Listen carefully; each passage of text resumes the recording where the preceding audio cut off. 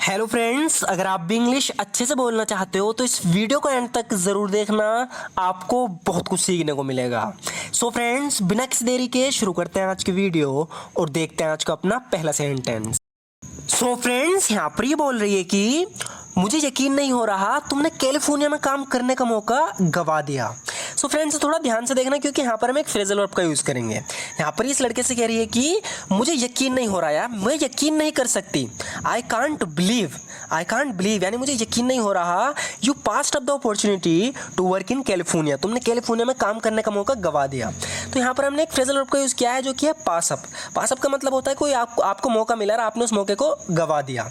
इस सिचुएशन में हम यूज़ करते हैं पास अप का। तो यहाँ पर ये बता रही है कि आई कांट बिलीव यानी मुझे यकीन नहीं हो रहा, मैं यकीन नहीं कर सकती you passed up the opportunity to work in California, तुमने कैलिफोर्निया में काम करने का मौका गवा दिया। मेरा मतलब ऐसा कौन करता है, I mean who does that. आगे कह रही है कि आई मीन मेरा मतलब हु डज दैट, ऐसा कौन करता है। I mean who does that, मेरा मतलब ऐसा कौन करता है। अगर तुम्हारी जगह मैं होती तो मैं ऐसा नहीं करती। यहाँ पर बता रही है कि मैंने ऐसा नहीं किया होता अगर मैं तुम्हारी जगह होती।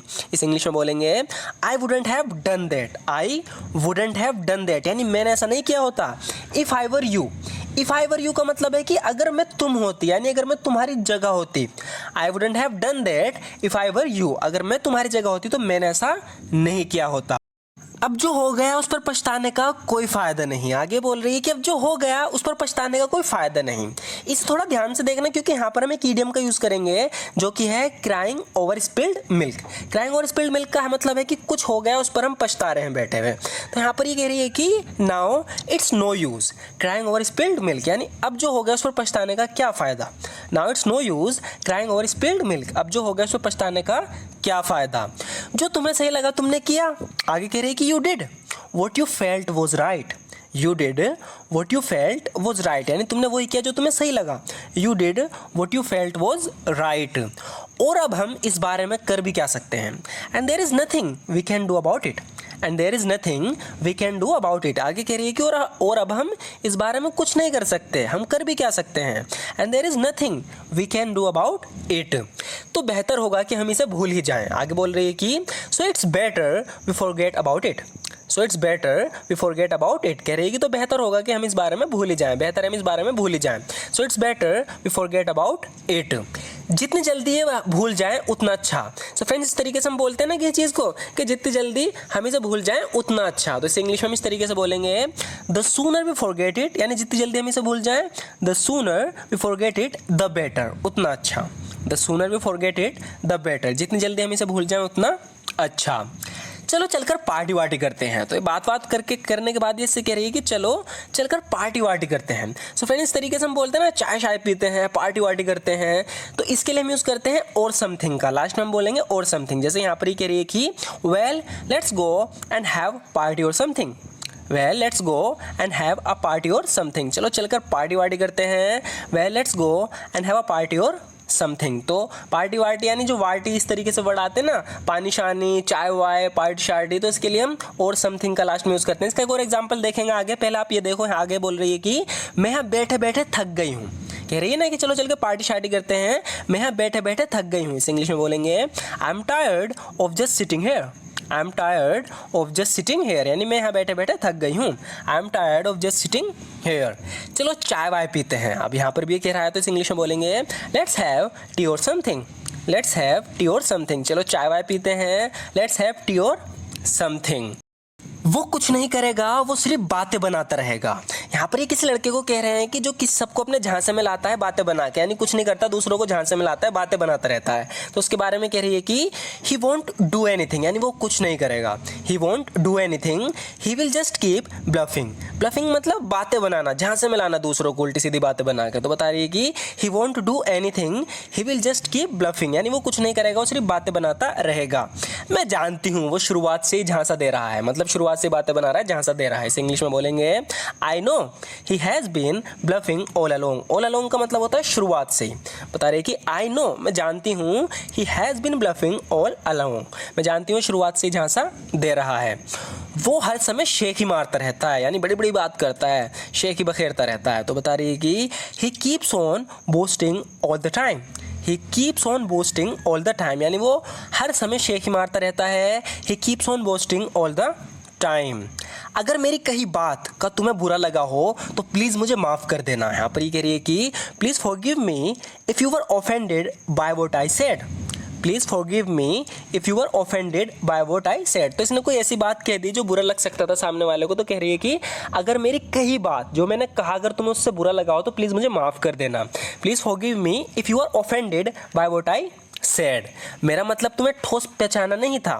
आई didn't mean to offend you. I didn't mean to offend you, यानी मेरा मतलब तुम्हें ठेस पहुंचाना नहीं था, तुम्हें ऑफेंड करना नहीं था। I didn't mean to offend you. मेरा सब्र ख़त्म होता जा रहा है। कोई लड़का है इससे बहुत बदतमीज़ी से पेश आ रहा है तो इसे गुस्सा आ गया, कह रहा है कि मेरा सब्र ख़त्म होता जा रहा है। My patience is running out. Run out का मतलब होता है कोई चीज़ ख़त्म होना, तो बता रहा है कि my patience is running out, यानी बहुत सुन ली इसने इसकी। अब कह रहा है कि my patience is running out, यानी मेरा सब्र ख़त्म होता जा रहा है। बेहतर है तुम यहाँ से इसी वक्त निकल लो। आगे कह रहा है कि you better get out of here right now. You better get out of here right now. बेहतर है तुम यहाँ से इसी वक्त निकल लो। You better get out of here right now, नहीं तो मैं तुम्हें बहुत ही मारूंगा। सो फ्रेंड्स अभी से थोड़ा ध्यान से देखना। इसने कहा है नहीं तो मैं तुम्हें बहुत ही मारूंगा। किसी को धमका रहा है, कह रहा है कि बेहतर होगा तुम यहाँ से निकल लो, नहीं तो मैं तुम्हें बहुत ही मारूंगा। नहीं तो इसके लिए तो हम सबसे पहले यूज़ करेंगे और एल्स। और एल्स का मतलब होता है नहीं तो या वरना। कह रहा है कि और एल्स, नहीं तो I will beat the shit out of you. Beat the shit out of someone, इसका मतलब होता है किसी को लात घूंसे से, यानी फिजिकली मारना बहुत ज़्यादा। तो कह रहा है कि और एल्स, वरना I will beat the shit out of you, मैं तुम्हें बहुत ही मारूंगा, यानी तुम्हें धो दूंगा। इस तरीके से हम बोलते हैं ना हिंदी में। Or else I will beat the shit out of you, नहीं तो मैं तुम्हें बहुत ही मारूंगा। मैं तुम्हारे सामने हाथ जोड़कर खड़ा हूँ। यहाँ पर ये बोल रहा है कि I am standing before you. यहाँ बिफोर का मतलब है सामने। I am standing before you with folded hands. मैं तुम्हारे सामने हाथ जोड़कर खड़ा हूँ। I am standing before you with folded hands. मैं तुमसे हाथ जोड़कर क्षमा मांगता हूँ। I ask you for pardon with folded hands. I ask you for pardon with folded hands, यानी मैं तुमसे हाथ जोड़कर क्षमा मांगता हूँ। I ask you for pardon with folded hands. और जब मैं उठी तुम सब जा चुके थे, इसे इंग्लिश में बोलेंगे and when I woke up you all were gone. And when I woke up you all were gone, यानी जब मैं उठी तो तुम सब जा चुके थे। And when I woke up you all were gone. वो दिन भर शिकायतों के अलावा कुछ नहीं करता है। यहाँ पर किसी इंसान के बारे में बता रही है कि वो बहुत शिकायत करता है, बहुत बोलता है। बता रही है कि he does nothing but complain all day long. All day long मतलब दिन भर। He does nothing but complain all day long, वो दिन भर शिकायत के अलावा कुछ नहीं करता। वो अच्छा है, बता रही है कि वो इंसान अच्छा है, अच्छा आदमी है वो। ही इज़ नाइस हाउएवर, हालांकि ही इज़ वेरी टॉकेटिव, वो बहुत बातूनी है। He is nice however he is very talkative, यानी वो अच्छा है हालांकि है बहुत बातूनी। इस तरीके से हम बोलते हैं ना। आगे कह रहा है कि ये दुकान तो हमेशा 9 बजे बंद होती है। तो कोई दुकान है जो सवेरे ही बंद होगी, तो देख के कह रहा है कि this store always closes at 9 o'clock। This store always closes at 9 o'clock, यानी ये दुकान तो हमेशा 9 बजे बंद होती है। तुम्हारी खुशी ही मेरे लिए सबसे ज़्यादा मायने रखती है। इस इंग्लिश में बोलेंगे your happiness is what matters most to me. Your happiness is what matters most to me, यानी तुम्हारी खुशी मेरे लिए सबसे ज़्यादा मायने रखती है। Your happiness is what matters most to me. मैं अपनी बहन की आंखों में आंसू नहीं देख सकती। इस इंग्लिश में बोलेंगे I can't bear to see tears in my sister's eyes. I can't bear to see tears in my sister's eyes, यानी मैं अपनी बहन की आंखों में आंसू नहीं देख सकती। सो फ्रेंड्स आज की वीडियो में बस इतना ही। और ये लास्ट के जो 4 से 5 सेंटेंसेज हैं जो आपने देखे, ये हमने अपनी पुरानी वीडियो से रिपीट किए हैं, इसलिए ताकि जो हम पहले पढ़ चुके हैं उनकी प्रैक्टिस करते रहें। ये एक बेहतरीन तरीका है प्रैक्टिस करने का। सो अगर आप भी इसी तरीके से प्रैक्टिस करना चाहते हो, अपनी इंग्लिश को इम्प्रूव करना चाहते हो, तो हमारे चैनल को जरूर सब्सक्राइब कर लेना। वीडियो अच्छी लगी तो लाइक ज़रूर कर देना। And thank you so much for watching this video friends.